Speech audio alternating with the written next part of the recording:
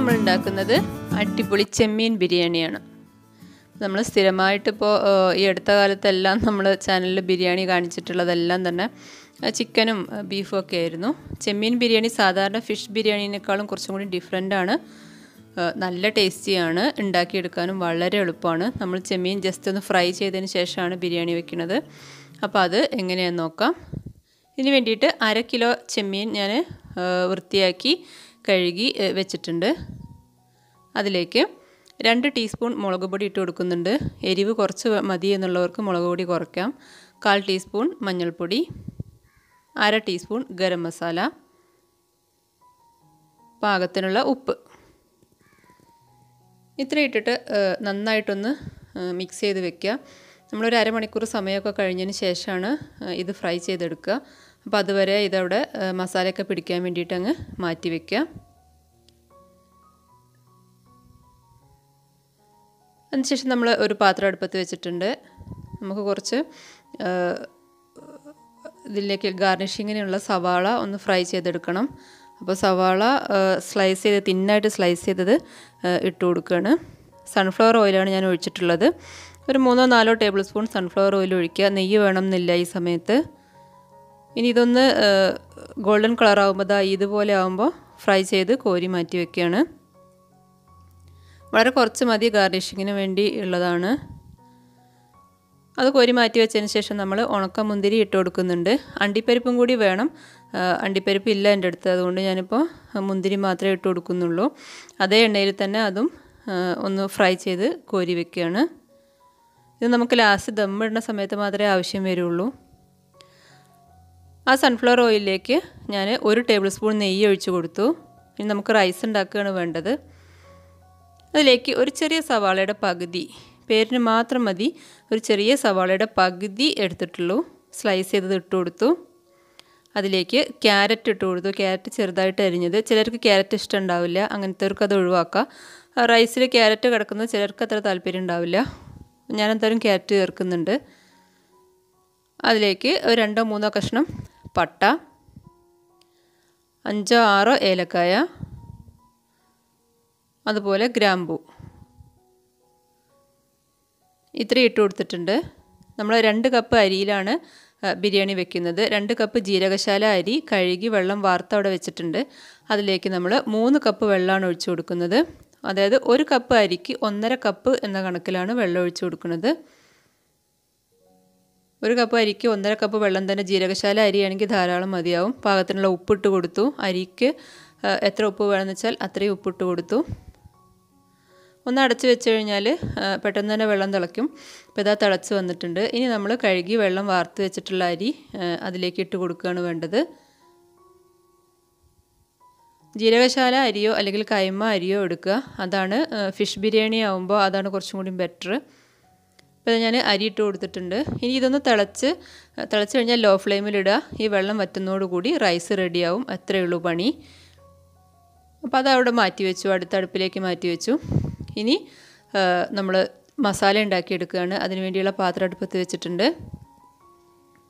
ചെമ്മീൻ നമ്മൾ ജസ്റ്റ് ഒന്ന് shallow fry ചെയ്തെടുക്കുന്നുണ്ട്. 2-3 ടീസ്പൂൺ സൺഫ്ലവർ ഓയിൽ തന്നെയാണ് ഞാൻ ഒഴിച്ചു കൊടുത്തിട്ടുള്ളത്. വെളിച്ചെണ്ണ ആയാലും കുഴപ്പമില്ല. അതിലേക്ക് മസാല തേച്ച് വെച്ചിട്ടുള്ള ഫിഷ് ഇട്ട് കൊടുത്തു.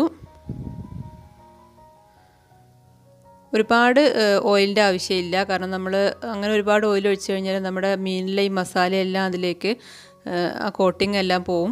അപ്പോൾ ഷാലോ ഫ്രൈ ആണ് ചെയ്തെടുക്കുന്നത്. ഒട്ടും ഫ്രൈ ചെയ്യാതെ നമ്മൾ ബിരിയാണി വെച്ച് കഴിഞ്ഞാൽ അത്രയും ടേസ്റ്റ് കിട്ടില്ല. അപ്പോൾ ആ എണ്ണയിൽ തന്നെ ഇട്ടിട്ട് ഒന്ന് ഇളക്കിയെടുക്കുകയാണ് ചെയ്യണത്. ഓരോന്നോരോന്നായിട്ട് തിരിച്ചും മറിച്ചൊന്നും ഇടണം നിർബന്ധമില്ല, കാരണം നമ്മൾ ഒന്നിച്ചിട്ടിട്ട് ദം ചെയ്തെടുക്കുകയാണ്. ഫ്രൈ ആക്കിയതിന് ശേഷം അത് ഒരു പാത്രത്തിലേക്ക് കോരി മാറ്റി വെക്കുകയാണ്. എന്നിട്ട് നമ്മൾ ആ പാത്രത്തിൽ തന്നെ ആ എണ്ണയിലേക്ക് പോരായ്മ തോന്നിക്കഴിഞ്ഞാൽ കുറച്ചുകൂടി എണ്ണ ഒഴിച്ചു കൊടുക്കുക. സൺഫ്ലവർ ഓയിൽ തന്നെയാണ് ഞാൻ വീണ്ടും ഒഴിച്ചു കൊടുത്തിട്ടുള്ളത്. അതിലേക്ക് 3 സവാള, മീഡിയം സൈസ് സവാള 3 എണ്ണം തിന്നായിട്ട് സ്ലൈസ് ചെയ്ത് ഇട്ട് കൊടുക്കുന്നുണ്ട്. 1/2 കിലോ ചെമ്മീനാണ് നമുക്കുള്ളത്. അപ്പോൾ 3 ചെറിയ സവാളയാണ്. മീഡിയം സൈസൊക്കെ ആണെങ്കിൽ 2 എണ്ണം മതി. ഞാൻ തീരെ ചെറുതായത് കാരണം 3 എടുത്തത്. തിന്നായിട്ട് സ്ലൈസ് ചെയ്ത് ഇട്ട് കൊടുത്തു. അതിലേക്കുള്ള പാകത്തിനുള്ള ഉപ്പ് ഇട്ട് കൊടുക്കുന്നുണ്ട്. ചെമ്മീൻ ഫ്രൈ ചെയ്യുമ്പോൾ നമ്മൾ അതിൽ ഉപ്പിട്ടിട്ടുണ്ട്. അപ്പോൾ ഉപ്പിടുമ്പോൾ സൂക്ഷിക്കണം. ഒന്ന് നന്നായിട്ട് വഴന്ന് വരുന്ന സമയത്ത് നമുക്ക് ഇഞ്ചി വെളുത്തുള്ളി പച്ചമുളക് ചേർത്ത് പേസ്റ്റ് റെഡിയാക്കാനുണ്ട്. ഈ അളവിലാണ് ഞാൻ ഇഞ്ചി വെളുത്തുള്ളിയും പച്ചമുളകും എടുത്തത്. പച്ചമുളക് എരിവ് കുറയ്ക്കണം എന്നുള്ളവർക്ക് വേണമെങ്കിൽ പച്ചമുളക് 1-2 ഒക്കെ ആക്കിയിട്ട് കുറയ്ക്കാം. 5-6 വെളുത്തുള്ളി, ചെറിയ കഷ്ണം ഇഞ്ചി, ഒരു 4-5 പച്ചമുളക് കൊടുത്തിട്ടുണ്ട്. ഇനി അതൊന്ന് പേസ്റ്റാക്കി എടുക്കുക. ഈ ഉള്ളി നന്നായി വഴണ്ടി വന്നു കഴിഞ്ഞാൽ നമ്മൾ ആ പേസ്റ്റ് ഇതിലേക്ക് ഇട്ട് കൊടുക്കണം. ഒന്ന് അടച്ച് വെച്ച് കഴിഞ്ഞാൽ ഉള്ളി പെട്ടെന്ന് അങ്ങ് വാടി കിട്ടും. അതിന് വേണ്ടിയിട്ടാണ് ഞാനൊരു 2 മിനിറ്റ് ഒന്ന് അടച്ച് വെച്ചത്. അപ്പോൾ അതാ ഉള്ളി നന്നായി വഴണ്ടി വന്നു. അതിലേക്ക് ഞാൻ ഇഞ്ചി വെളുത്തുള്ളി പച്ചമുളകും ചേർത്ത് പേസ്റ്റ് ഇട്ട് കൊടുക്കുന്നുണ്ട്. പേസ്റ്റ് ഇട്ട് കൊടുത്തു കഴിഞ്ഞാൽ അതിൻ്റെ ആ പച്ചമണം ഒന്ന് മാറുന്ന വരെ നന്നായിട്ടൊന്ന് വഴറ്റിയെടുക്കണം. അതിനൊരു റോ ടേസ്റ്റ് ഉണ്ടാവും, പ്രത്യേകിച്ച് വെളുത്തുള്ളിക്കൊക്കെ. അതൊന്നായി വരുമ്പോൾ റോ ടേസ്റ്റൊക്കെ മാറിക്കഴിഞ്ഞാൽ ഞാൻ 2 വലിയ തക്കാളി ചെറുതായിട്ട് അരിഞ്ഞിട്ട് കൊടുക്കുന്നുണ്ട്. അപ്പോൾ ശരിക്കും നമ്മൾ ഈ മസാലയിലേക്ക് 2 തക്കാളി വലുതൊന്നും ആവശ്യമില്ല. പക്ഷേ നമ്മൾ തൈരൊന്നും ചേർക്കുന്നില്ല. അതുകൊണ്ട് പുളി തീരെ കുറവായിരിക്കും. പോരാത്തതിന് ഫിഷ് ആകുമ്പോൾ കുറച്ച് പുളി വേണമല്ലോ. അപ്പോൾ അതുകൊണ്ടാണ് ഞാൻ 2 വലിയ തക്കാളി തന്നെ എടുത്തത്. നന്നായിട്ട് പഴുത്ത 2 വലിയ തക്കാളിയാണ് എടുത്തിട്ടുള്ളത്. അപ്പോൾ അതൊന്ന് ഉടഞ്ഞു വരുമ്പോൾ നമ്മളതിലേക്ക് മല്ലിച്ചപ്പ് ചേർക്കുകയാണ്. ഞാൻ ഒരു പിടി മല്ലിച്ചപ്പ്, ഒരു കൈ പിടി നിറയെ മല്ലിച്ചപ്പ് ഇട്ട് കൊടുക്കുന്നുണ്ട്. തക്കാളി നന്നായിട്ട് വെന്തുടഞ്ഞ് വരണം. ഇനിയും പുളി കുറവ് തോന്നിക്കഴിഞ്ഞാൽ നമുക്കൊരു ചെറുനാരങ്ങയുടെ നീര് ചേർത്ത് കൊടുക്കാം. ഞാൻ ചേർത്തിട്ടില്ല. അതിലേക്ക് നമ്മൾ 1/4 ടീസ്പൂൺ കുരുമുളക് പൊടി, 1/4 ടീസ്പൂൺ പെരിഞ്ജീരകപ്പൊടി, 1/2 ടീസ്പൂൺ ഗരം മസാല ഇത്രയും ചേർത്ത് കൊടുക്കുന്നുണ്ട്. മുളക് പൊടി നമ്മൾ ഫിഷ് ഫ്രൈ ചെയ്തപ്പോൾ ചേർത്തിട്ടുണ്ട്. അപ്പോൾ കുരുമുളക് ഒരുപാട് ഇട്ട് കഴിഞ്ഞാൽ എരിവ് കൂടും. മാത്രമല്ല പിന്നെ പച്ചമുളകും ചേർത്തിട്ടുണ്ട്.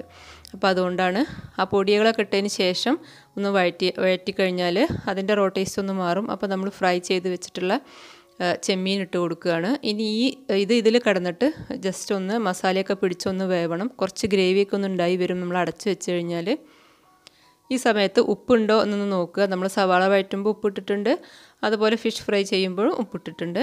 അപ്പോൾ ഉപ്പ് കറക്റ്റാണോ എന്ന് നോക്കിയതിന് ശേഷം എനിക്കിപ്പോൾ കുറച്ച് ഉപ്പ് കുറവായിരുന്നു. അതുകൊണ്ട് ഞാൻ കുറച്ച് ഉപ്പ് കൂടി ഇട്ട് കൊടുത്തിട്ടുണ്ട്. ഇനിയൊരു 5 മിനിറ്റ് ലോ ഫ്ലെയിമിലൊന്ന് അടച്ച് വയ്ക്കുക. ഇപ്പോൾ ഇതാ നമ്മുടെ കണ്ടോ കുറച്ച് വെള്ളമൊക്കെ ഒന്നായി വന്നിട്ടുണ്ട്. അപ്പോൾ ഒന്ന് ഇളക്കി മിക്സ് ചെയ്തതിന് ശേഷം ഇനി ഇതൊന്നൊരു പാത്രത്തിലേക്ക് മാറ്റി വെക്കുകയാണ്. നമ്മൾ ദം ചെയ്യാൻ പോവുകയാണ്. അപ്പോൾ ഈ പാത്രത്തിൽ തന്നെയാണ് ഞാൻ ദം ചെയ്യണത്. വേറെ പാത്രത്തിലാണെങ്കിൽ കുഴപ്പമൊന്നുമില്ല. ഞാൻ പക്ഷേ ഈ പാത്രത്തിൽ തന്നെയാണ് ചെയ്യണത്. ഇതിൻ്റെ താഴെ കുറച്ച് നെയ്യ് ഒഴിക്കണം എന്നുണ്ടെങ്കിൽ ഒഴിക്കാം കേട്ടോ. ഞാൻ പക്ഷേ ഒഴിക്കണില്ല. ആ പാത്രത്തിൽ ആ മീനങ്ങ് മാറ്റിയതിന് ശേഷം നമ്മൾ തയ്യാറാക്കി വെച്ചിട്ടുള്ള ചോറ് പകുതി ഇതിലേക്ക് ഇട്ട് കൊടുക്കുകയാണ്. നമ്മൾ 2-3 ലെയറുകളായിട്ടാണ് ചെയ്യണത്. അപ്പോൾ ആദ്യം പകുതി ചോറ് ഇട്ട് കൊടുക്കുക. ചോറ് എല്ലായിടത്തും ഒന്ന് പരത്തി ഇട്ട് കൊടുക്കുക. എന്നിട്ട് നമ്മൾ ഫ്രൈ ചെയ്ത് മാറ്റി വെച്ചിട്ടുള്ള ഒണിയനും മുന്തിരി അണ്ടിപ്പരിപ്പ് ഉണ്ടെങ്കിൽ അതെല്ലാം ഇട്ട് കൊടുക്കുക. പിന്നെ കുറച്ച് മല്ലിച്ചപ്പ് ഇട്ട് കൊടുക്കുക. അതിനുശേഷം നമ്മൾ ഉണ്ടാക്കി വെച്ചിട്ടുള്ള ചെമ്മീൻ മസാല ഇട്ട് കൊടുക്കുകയാണ്. അപ്പോൾ കുറച്ച് അധികം 1 കിലോ ചെമ്മീനൊക്കെ വെച്ച് ചെയ്യുകയാണെങ്കിൽ നമ്മൾ പകുതി ചെമ്മീൻ ഇപ്പോൾ ഇട്ട് കൊടുത്താൽ മതി. എന്നിട്ട് പിന്നെ ചോറിടുക, പിന്നെ ചെമ്മീൻ ഇടുക. അങ്ങനെ 2-3-4 ലെയറുകളൊക്കെ ആയിട്ട് ചെയ്യാം. ഏറ്റവും അവസാനം നമ്മൾ മാറ്റി വെച്ചിട്ടുള്ള പകുതി ചോറുണ്ടല്ലോ അതും കൂടി ഇട്ട് കൊടുക്കുക. അപ്പോൾ നടുവിൽ ചെമ്മീനും താഴെയും മേലെയും റൈസും കൂടിയായി.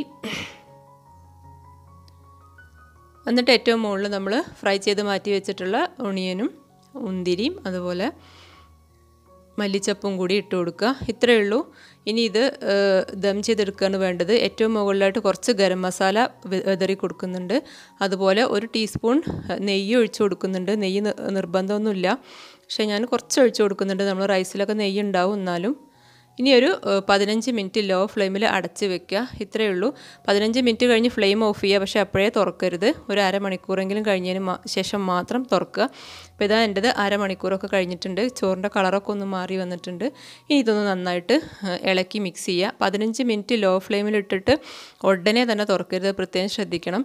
കാരണം നമ്മൾ ഫ്ലെയിം ഓഫാക്കി കഴിഞ്ഞാലും ആ ചൂടിൽ കിടന്നതൊന്ന് ദമ്മാവാനുണ്ട്. അപ്പോൾ ഏത് ബിരിയാണി ആയാലും അങ്ങനെ തന്നെ. നമ്മൾ ഫ്ലെയിം ഓഫാക്കി കഴിഞ്ഞാൽ ഉടനെ തുറക്കരുത്. 10 മിനിറ്റ് ദം ചെയ്യണതും 20 മിനിറ്റ് ദം ചെയ്യണതും ഒക്കെ ഉണ്ടാവും. അപ്പോൾ ഏതായാലും ഫ്ലെയിം ഓഫാക്കി കഴിഞ്ഞ് ഒരു അരമണിക്കൂർ മിനിമം അരമണിക്കൂറെങ്കിലും കഴിഞ്ഞതിന് ശേഷമേ തുറക്കാൻ പാടുള്ളൂ. എന്നിട്ട് ഇതുപോലെ അങ്ങ് മിക്സ് ചെയ്യാണ്. ഇപ്പോൾ കണ്ടോ റൈസ് നല്ല അടിപൊളിയായി വന്നിട്ടുണ്ട്. വെള്ളം കൂടിപ്പോവാതെ പ്രത്യേകം ശ്രദ്ധിക്കുക. നമ്മൾ അടിപൊളി ബിരിയാണി ഇതാ റെഡി ആയിട്ടുണ്ട്. അപ്പോൾ എല്ലാവരും തന്നെ ട്രൈ ചെയ്ത് നോക്കുക. ശരിക്കും 2 കപ്പ് അരിയിലേക്ക് 1/2 കിലോ ചെമ്മീനൊന്നും വേണമെന്നില്ല. 1/4 കിലോ ചെമ്മീനായാലും ബിരിയാണി ഉണ്ടാക്കാം. ഇതിപ്പോൾ 1/2 കിലോ ഉണ്ട്. അപ്പോൾ എല്ലാവരും തന്നെ ട്രൈ ചെയ്ത് നോക്കുക. വീഡിയോ ഇഷ്ടമായി കഴിഞ്ഞാൽ ചാനലൊന്ന് സബ്സ്ക്രൈബ് ചെയ്യുക, ലൈക്ക് ചെയ്യുക, കമൻറ്റ് ചെയ്യുക. വീണ്ടും നല്ല അടിപൊളി വീഡിയോ ആയിട്ട് ഞാൻ വരും. താങ്ക്